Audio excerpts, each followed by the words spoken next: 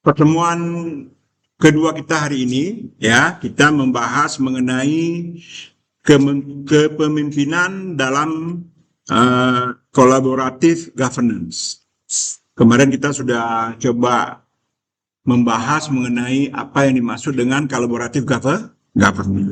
Collaborative governance itu artinya gini, kalau dulu pemerintah kita ini hanya menyelesaikan masalah rakyat itu sendiri,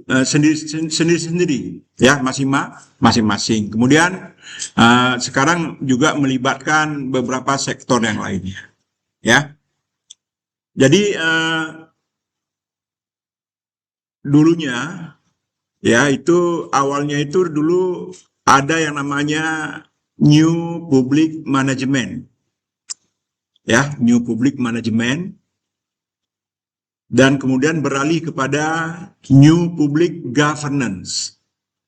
Ya, dulu New Public Management atau biasa juga disebut dengan NPM, dan beralih ke NPG, ya, New Public Governance. New Public Management, ya, muncul pada sekitar tahun 1970 sampai dengan 1980 sebagai respon terhadap kritik birokrasi tradisional yang dianggap lamban. Jadi sebelumnya sudah ada juga yang namanya birokrasi tradisional, ya, birokrasi tradisional, kemudian beralih menjadi New Public Management, kemudian beralih kepada New Public Governance. New Public Management ini lahir dikarenakan adanya kritik terhadap birokrasi tradisional. Ya, birokrasi tradisional itu dianggap lamban, ya, tidak efisien, terlalu berorientasi pada prosedur. Ya, dulu kalau ngurus KTP itu panjang urusannya, tapi sekarang dengan adanya teknologi dan sebagainya, ya, di beberapa negara misalnya ngurus paspor kita cukup memasukkan ke dalam aplikasi yang ada, ya. Ya, jadi New Public Management ini mengadopsi prinsip-prinsip manajerial sektor swasta. Kalau mungkin adik-adik pernah membaca buku Reinventing Government, ya, itu menunjukkan bagaimana sebuah pemerintahan itu harus dikelola dengan prinsip-prinsip swasta, ya, seperti dilakukan efisiensi. Ya, kalau dulu misalnya mobil-mobil para pejabat itu dibeli, ya. Sekarang juga masih seperti itu. Dibeli, kemudian dirawat, diisi minyaknya dan sebagainya. Tapi dengan beberapa pengaruh-pengaruh daripada sektor New Public Management ini dilakukan efisiensi. Misalnya kalau mobil bupati, misalnya dulu saya pernah ke Jemberana tuh di Bali, bupatinya itu mobilnya sewa. Mobil dinasnya sewa. Jadi adik-adik mahasiswa kan kalau ingin menuntut efisiensi hal-hal seperti itu, misalnya gubernur Sumatera Utara atau para kepala daerah, mereka tidak beli mobil baru. Sekarang kan banyak kepala daerah yang terpilih baru, sekarang mereka beli mobil-mobil mewah, ya. Tapi sebenarnya juga bisa dilakukan sewa. Misalnya kalau mobil, kita bilanglah mobil Alphard misalnya, atau apapun yang kita sewa, mungkin sekitar 10 juta itu sudah bisa disewa selama sebulan, ya. Tapi itu kan sudah masuk juga dengan dengan perawatan, dengan supir, dengan minyaknya, dengan olinya, sehingga lebih efisien.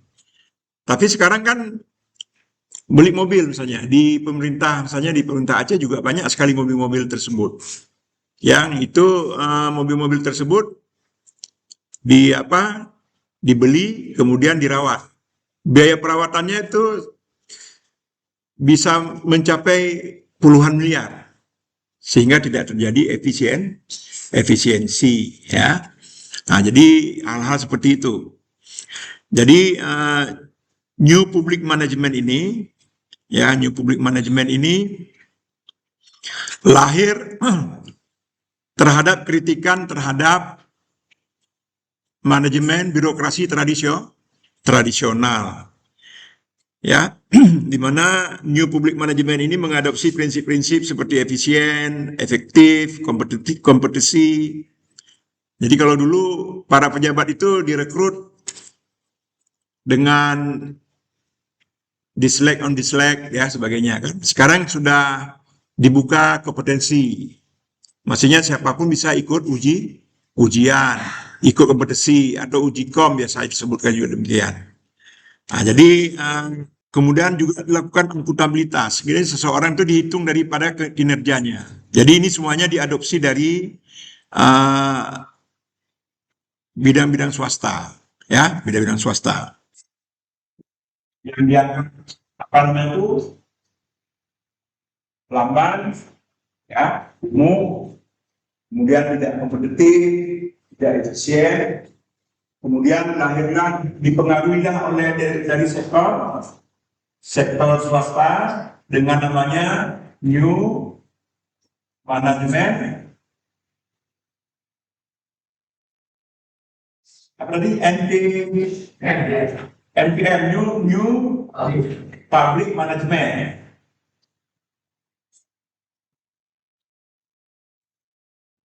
Ya, ini sudah mulai ada apa namanya itu efisiensi ya, efisiensi apalagi kompetisi dan lain-lain. Dan ada lagi namanya New Public Governance. Nah, ini sekitar era tahun 70 sampai dengan tahun ya 70 sampai dengan 80. Jadi secara garis besar seperti itu.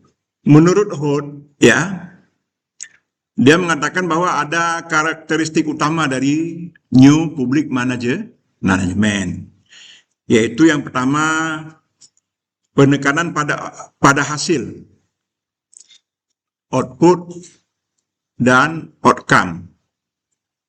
Ada yang tahu perbedaan antara output dan outcome? Ya, kalau dalam bahasa Indonesianya itu disebut dengan kalau output ya disebut dengan keluaran. Jadi dia ada ini kita bahas dulu yang apa yang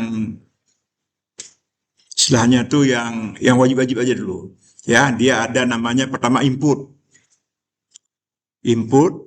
output, kemudian ada outcome. Habis outcome apa lagi? Ada lagi impact. Kemudian ada lagi benefit, ya, impact benefit. Jadi kalau input misalnya sebuah proyek, ya, misalnya inputnya sebuah proyek 1 miliar rupiah, yaitu pembangunan pasar, ya, misalnya pembangunan pasar di Aceh Barat, umpamanya. Jadi uangnya 1 miliar. Outputnya apa? Berdirinya sebuah bangunan. Ada yang berasal dari barat selatan sini. Kalau sering jalan-jalan pulang pergi ke sana tuh banyak sekali apa pasar-pasar yang terbengkalai. Artinya sudah dibangun tapi pasarnya tidak berfungsi. Nah, di Lung juga ada, di beberapa tempat juga ada banyak tuh pasar-pasar yang tidak berfungsi. Jadi outputnya atau keluarannya adalah apa namanya itu satu bangunan, ya, satu bangunan. Outcome-nya, hasilnya apa? Hasilnya jadi kandang kambing misalnya. Ya, seharusnya hasilnya kan menjadi sebuah tempat untuk terjadinya transaksi. Makanya disebut tuh pembangunan yang dilaksanakan tidak ada hasilnya, tidak ada outcome-nya, ya, tidak ada hasilnya atau tidak ada outcome.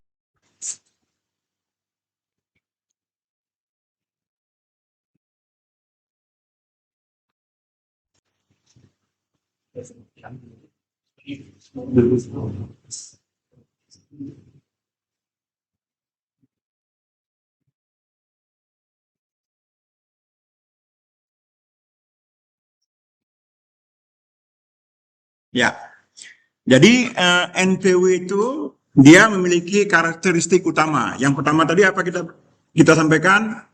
Yang pertama adalah penekanan terhadap hasil, output ataupun outcome. Yang kedua, menggunakan pengukuran kinerja. Nggak apa-apa. Memang sengaja saya.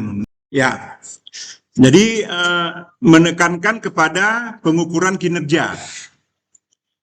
Ya, misalnya kalau kepala PUPR, ya mereka kinerjanya adalah pengukurannya dilakukan dengan kondisi jalan dalam keadaan baik. Artinya jalan itu seluruh jalan provinsi, ya kalau untuk kepala PUPR provinsi, seluruh panjang jalan provinsi, ya penyebutan di bawahnya, di atasnya seluruh jumlah jalan provinsi yang dapat dilalui sebanyak 80 km per jam. Jadi dapatlah misalnya kira-kira jalan dalam keadaan baik itu sekitar 80% misalnya. Ya, setiap tahunnya ada target-target tertentu gitu. Ya, Kepala Dinas Perkim, Perumahan Rakyat dan Pemukiman, mereka mendapatkan pengukuran kinerjanya dalam bentuk rumah layak huni berapa persen misalnya. Nah, jadi kalau NPW itu, ya, New Public Management itu, NPM, itu lebih menekankan kepada output dan outcome, kemudian kepada pengukuran kinerja, kemudian kompetisi antar penyedia jasa, kemudian adanya desentralisasi kewenangan, ya, kemudian berorientasi kepada pelanggan, berorientasi kepada rakyat. Jadi semuanya MPM ini berpengaruh terhadap mempengaruhi pemerintahan, ya. Makanya disebut dengan New Public Management. Dipengaruhi oleh sektor-sektor swasta. Tadi kan sudah saya sampaikan, pertama itu manajemen yang bersifat tradisional, ya, pemerintahan birokrasi tradisional. Kemudian beralih ke New Public Management karena mengadopsi beberapa semangat-semangat atau karakteristik-karakteristik dari pihak swasta. Di antaranya adalah penekanan pada hasil, pengukuran kinerja, kompetisi. Ya, sekarang jabatan-jabatan kan dikompetisikan sekarang, adanya fit and proper test dan sebagainya. Walaupun kadang-kadang juga tidak bisa murni 100%, ya. Kemudian juga ada desentralisasi, seperti di Aceh dilakukan desentralisasi, ya. Kemudian juga orientasinya pada pelanggan, orientasinya kepada rakyat. Makanya sekarang ini misalnya dalam APBD kita ada berapa persen untuk pendidikan, yaitu sebanyak 20%. Jadi 20% untuk pendidikan ini karena ini memang berorientasi kepada rakyat. Ya, pendidikan kan semuanya kepada rakyat, ya, kepada masyarakat secara umum. Kemudian untuk kesehatan sebanyak 10%. Kemudian juga ada untuk untuk infrastruktur, ya, infrastruktur sebanyak 40%. Ya, idealnya belanja pemerintah daerah itu paling banyak untuk birokrasi, gaji aparat pejabat dan para ASN, guru-guru, tenaga medis dan sebagainya, paling banyak adalah sekitarnya yang idealnya adalah sebanyak 30%. Tapi banyak di daerah-daerah itu gaji itu melebihi 30%. Ya, melebihi 30%. Jadi dalam kepemimpinan kolaboratif governance ini itu terjadi evolusi dari tradisional, birokrasi tradisional menjadi New Public Management, ya, New Public Management. Jadi ini mempengaruhi terhadap sistem pemerintahan kita, ya. Nanti kita akan masuk juga mengapa harus masuk kepada New Public Governance apa yang kurangnya dari New Public Management ya. Jadi adik-adik nggak usah bingung. Jadi ada 3 terminologi, yaitu birokrasi tradisional, manajemen publik yang baru atau New Public Management, kemudian New Public Governance. Kita sekarang baru belajar tentang New Public Management. Ya, di sistem ini semuanya sistem pemerintahan ya, sistem birokrasi. Tapi New Public Management ini sangat dipengaruhi oleh pihak-pihak swasta, faktor-faktor swasta. Ya. Ya. Dalam konteks ini gaya kepemimpinan yang disukai dalam MPM adalah gaya manajerial dan kewirausahaan. Ya, kewirausahaan. Ya. Kemudian peran kepemimpinan dalam era New Public Management. Ya, tadi kita belum masuk nih kepada collaborative governance ya. Kita hanya mempelajari bagaimana proses pengalihannya itu terjadi dari birokrasi tradisional kepada birokrasi New Public Management. Kepemimpinan dalam NPM dia cenderung mengikuti prinsip-prinsip manajemen bisnis ya, sebagaimana yang saya sebutkan tadi. Misalnya kepala dinas itu dia bertindak sebagai CEO daripada organisasi publik. Ya. Kalau misalnya dia kepala dinas pekerjaan umum. Bagaimana kalau misalnya sebuah jembatan yang rusak perlu diperbaiki secara instan, secara serta-merta, ya. Nah, dia harus berorientasi kepada itu, kepada pengguna jalan. Kemudian menetapkan target yang terukur. Ini saya ulangi lagi, penetapan target yang terukur. Di dalam Renstra, di dalam Renja, di dalam RPJM, ya, selalu menetapkan target yang terukur. Kemudian meningkatkan efisiensi dengan cara restrukturisasi organisasi, ya. Jadi kalau banyak birokrat itu mereka mikirnya itu bagaimana supaya birokrasi ini bisa tambah. Sekarang ini di masa Bapak Presiden Prabowo kan sudah ada tambah lagi departemen-departemen kementerian-kementerian seperti Kementerian Kraf itu, ekonomi kreatif, ya.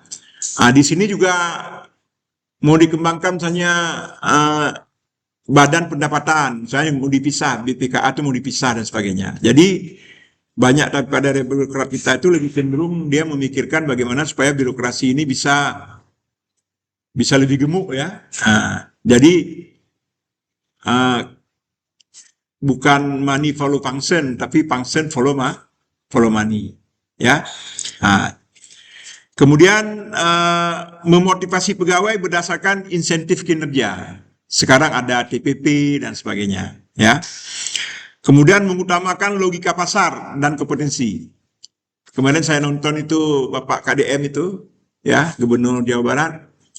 Dia bilang itu, Ibu kepala dinas apa? Saya kepala dinas pemberdayaan dan perlindungan anak di P3A.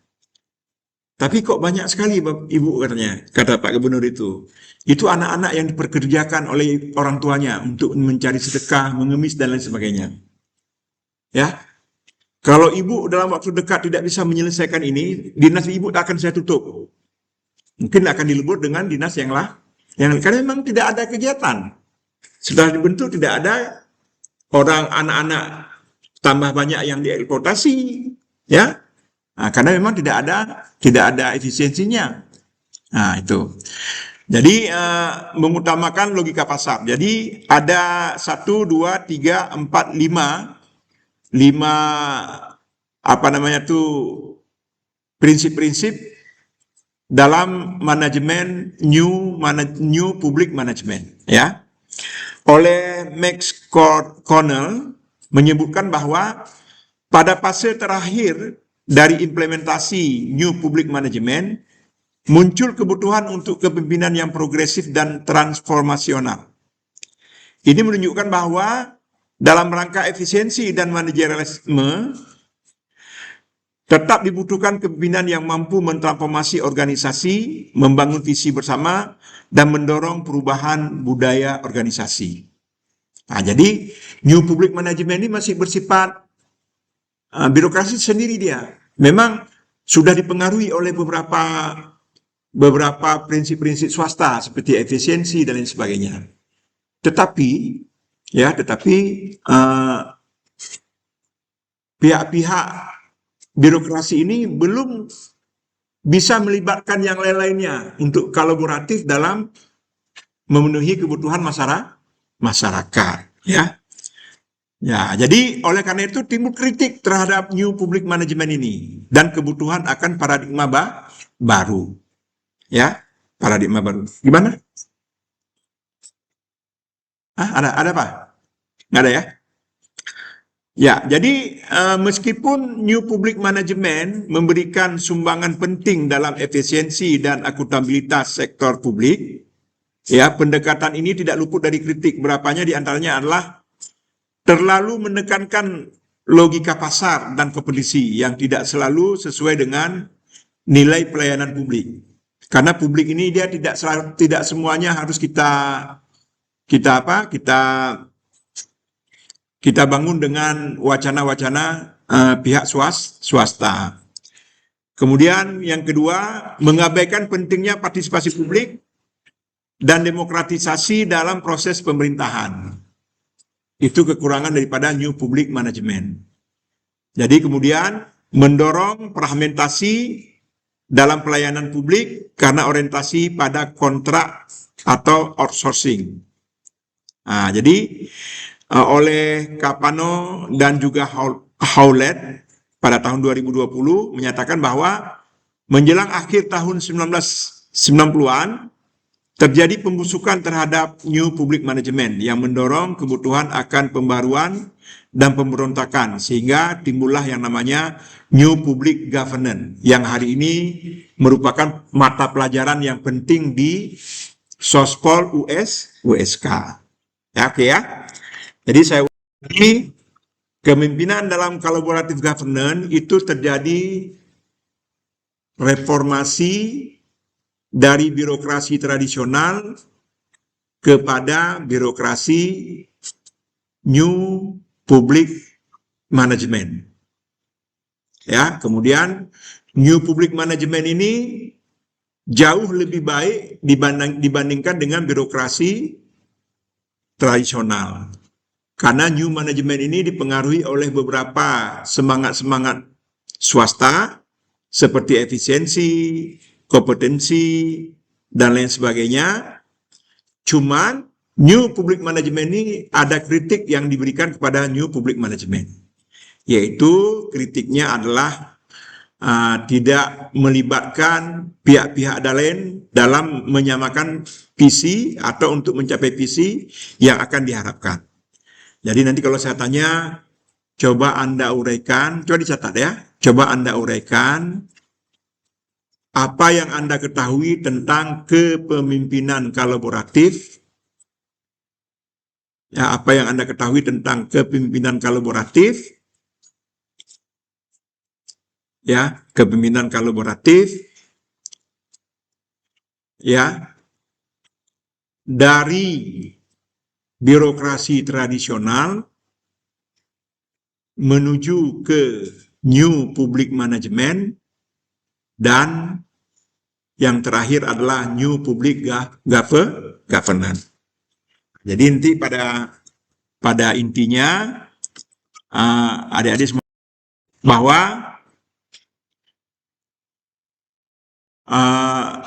terjadi revolusi ya, di mana birokrasi tradisional dipengaruhi oleh semangat swasta, kemudian menjadi New Public Management, kemudian menjadi New Public Governance, ya, New Public Governance. Ya, jadi ada 5 peran pemimpin dalam collaborative governance ya. Saya ulangi lagi, ada membangun kepercayaan antar aktor, mendorong partisipasi aktif dan kesetaraan, menjaga ya menjaga menjaga transparansi dan akuntabilitas, kemudian menjembatani kepentingan yang beragam. Ya, kepemimpinan sebagai penggerak kolaborasi, ya, di sini disebutkan bahwa dalam collaborative governance, peran pemimpin itu menjadi sangat penting karena kolaborasi melibatkan aktor yang berbagai latar belakang kepentingan dan kekuatan. Tanpa kepemimpinan yang tepat, kolaborasi dapat gagal karena konflik kepentingan atau kurangnya koordinasi.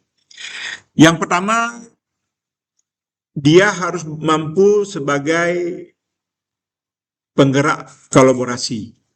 Ini saya ulangi lagi ya, sebagai penggerak kolaborasi. Crosby dan Brisson menyebutkan bahwa kepemimpinan berperan dalam menciptakan kondisi awal yang memungkinkan kolaborasi terjadi, serta menjaga semangat kolaborasi tetap hidup sepanjang proses. Seorang pemimpin yang kolaboratif harus mampu memfasilitasi pertemuan, pertemuan, menyatukan visi,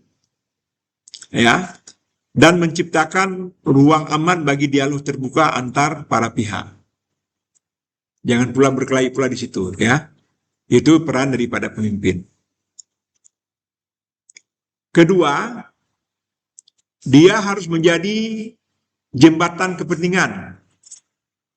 Ya, jembatan kepentingan.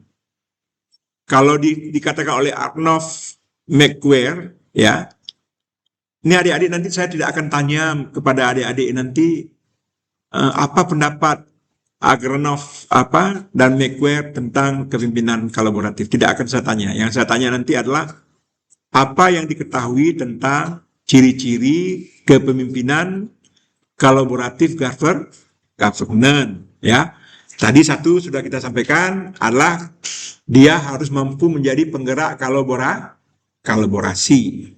Ya. Yang ketiga, harus mampu menjadi jembatan bagi kepentingan berbagai kepentingan, ya. Yang dikatakan oleh Agranov dan McQuarrie bahwa konsep network management dalam collaborative governance yang membutuhkan peran pemimpin sebagai jembatan antara berbagai aktor dalam jaringan. Kepemimpinan harus mampu menavigasi hubungan antar organisasi. Ya, di dalam organisasi kita aja misalnya dinas pertanian misalnya, dalam hal melakukan ketahanan pangan. Di situ ada tentara, ada kepolisian. Tidak antara kepentingan tentara dengan kepentingan kepolisian ini bisa kita jembatani. Nanti ada lagi kepentingan daripada para petani. Ya. Ini belum lagi nanti yang memanfaatkan lagi seperti para pedagang dan sebagainya. Ya. Jadi kepemimpinan sebagai jembatan itu bermakna bahwa dia mampu menavigasi hubungan antar organisasi dan menyeimbangkan kekuasaan dan sumber daya yang ada. Mengelola konflik, ya, kalau di sekolah-sekolah tertentu itu ada diajarkan tentang manajemen konflik. Jadi orang itu disuruh berkonflik dia untuk kita bisa mendapatkan keuntungan. Tapi ini tidak. Ya, kepemimpinan di dalam New Public Governance itu lebih mementingkan dalam mengelola konflik. Kemudian mendorong sinergi dan inovasi. Ya, mengelola konflik dan mendorong sinergi dan inovasi. Ya.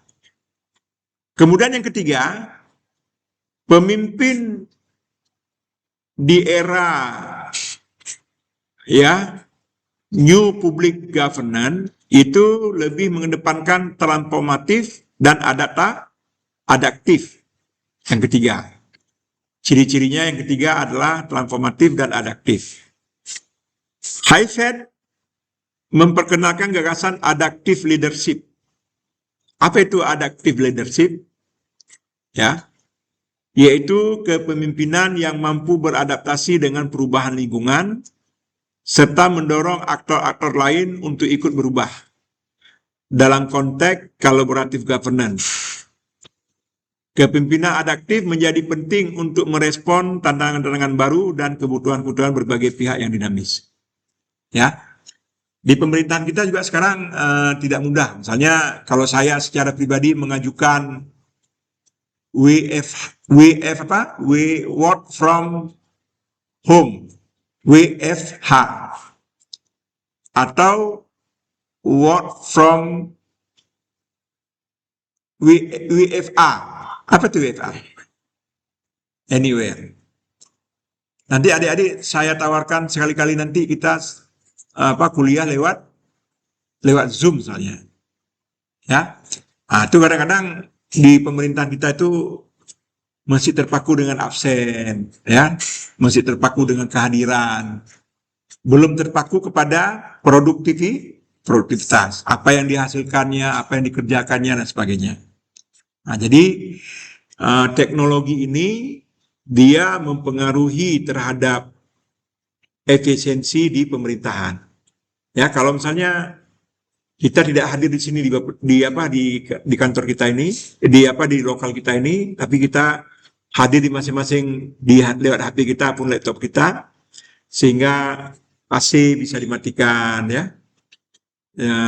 Banyak yang bisa diefisiensikan.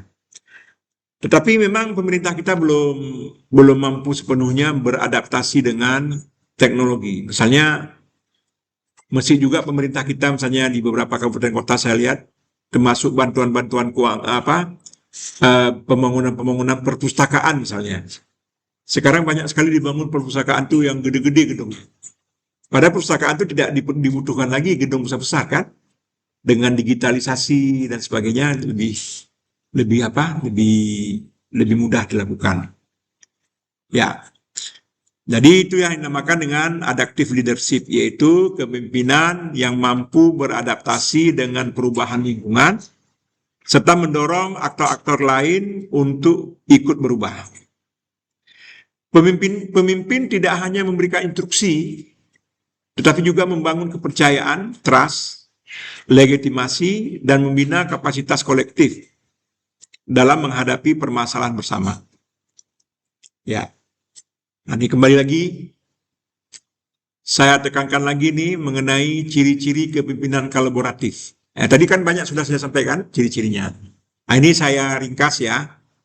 Yang pertama, ciri-cirinya itu inklusif. Ya, mampu melibatkan semua pihak yang berkepentingan dalam proses pengambilan keputusan. Ya, jadi nanti hari ini kan kalau seandainya nanti ujian nanti ada dua pertanyaan yang perlu adik-adik jawab. Cuman kalau adik-adik jawab nanti tolonglah dijawab dengan selengkap-lengkap. Tadi yang satu tentang birokrasi tradisional, ke new management, ke new public governance. Ya, kemudian yang kedua pertanyaannya ciri-ciri kepemimpinan tradisional. Tradisional. Ciri-ciri kepemimpinan new public management. Kemudian yang ketiga ciri-ciri kepemimpinan new public governance. Nah, itu aja jawabnya. Nanti kalau yang jawabnya sampai 7 folio, saya nggak lihat lagi ya. Ini keren nih. Ya kan? Berarti paham. Karena dalam proses belajar ini yang paling penting kita adalah paham apa yang kita rasakan. Kemudian transparan dan akuntabel, mengedepankan proses terbuka dan bertanggung jawab. Akuntabel, ya, bertanggung jawab. Kemudian yang ketiga, fasilitatif, berfungsi sebagai fasilitator dialog, bukan hanya sebagai pengarah. Ya, sebagai pengarah. Kemudian visi bersama, mampu menyatukan aktor pada tujuan bersama. Itu ciri-ciri kepemimpinan governance. Kemudian empati dan kepercayaan, memiliki kemampuan untuk membangun rasa saling percaya antar aktor, kemudian kemampuan mendengar, ya, terbuka terhadap masukan dari semua pihak.